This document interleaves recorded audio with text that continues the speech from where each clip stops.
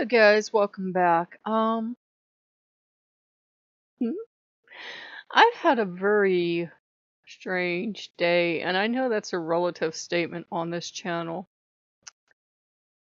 Loki seems to unfold a lot of mysteries for a lot of us around the same time. I think he just goes, okay, here's today's mystery. That one, that one, that one, and that one are getting this mystery today. Just to shake it up, I'll do something completely different with these ones over here, but these ones, they're scheduled for this mystery. And he was doing this thing like I could feel him omnipresent everywhere. And he did have me go to the club to have some discussions with him. It's weird, but we actually go to the club, the gods and I, to have discussions. And we had our discussion and we came out and, seeing all the floofadoo that's going on today. And then I went on Pinterest after my bath and I'm looking around Pinterest and you know how random they are sometimes. And they spit out this picture of Jesus holding a dog. I'm not sure why, but okay, I clicked on that. This is interesting. Scroll down, scroll down, scroll down. A bride running down sort of a yellow brick road type of thing. I'm not making this up. Towards a distant figure. And I'm like trying to think, can I work this for Balder or Freyr or something? Like, make a comparison or something and put it on the Pinterest board. And she talked about God surprising her. And I figured, well, I'll bite. And I clicked and it went to the link and she talks, and obviously she's what we called a lay spouse. When we had them in the Catholic Church, I don't know if all Christians have them, but we had them in the Catholic Church. And she's talking about her beloved. And she talks about the very shut up, Loki, please don't help. This is spiritual and holy. You don't have to ruin everything. I go, yes I do.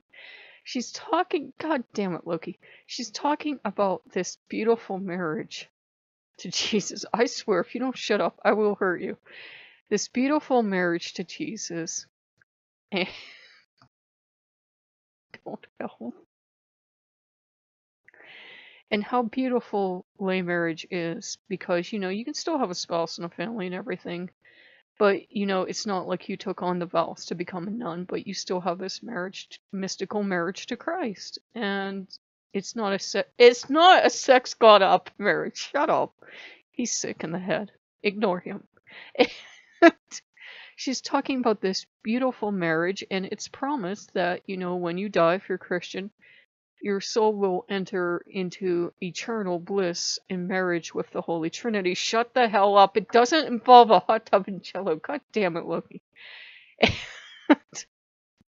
I thought, well, the good question would be is, does their God, I'm sure he honors this with them, but let's say somebody had entered into this marriage had entered into this marriage with them and had later moved on spiritually. Would they still be, considered married?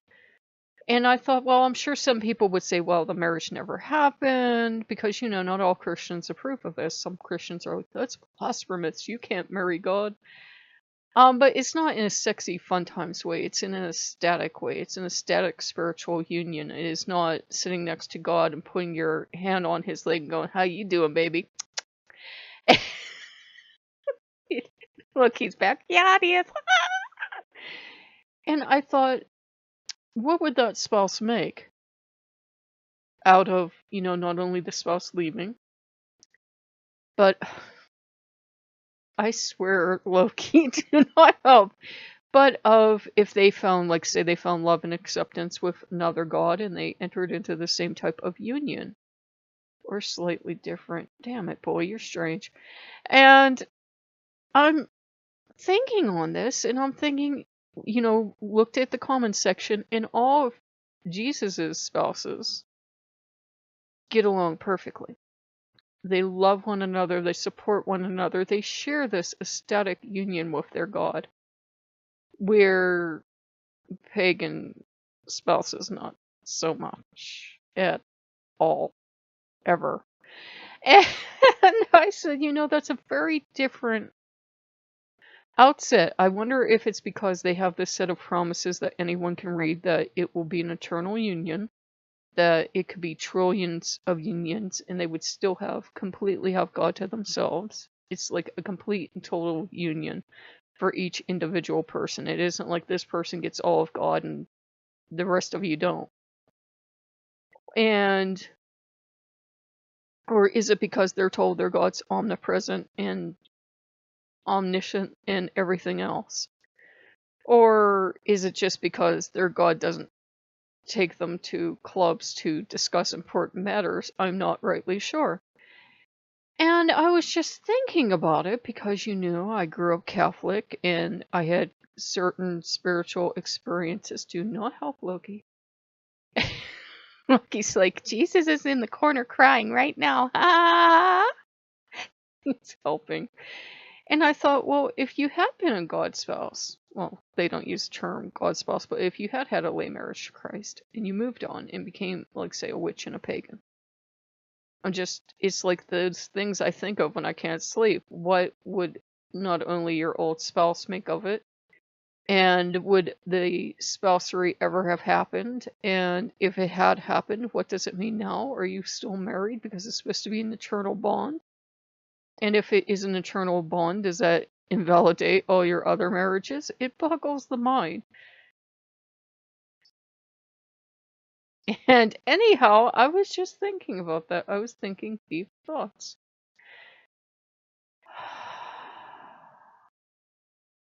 Loki's helping.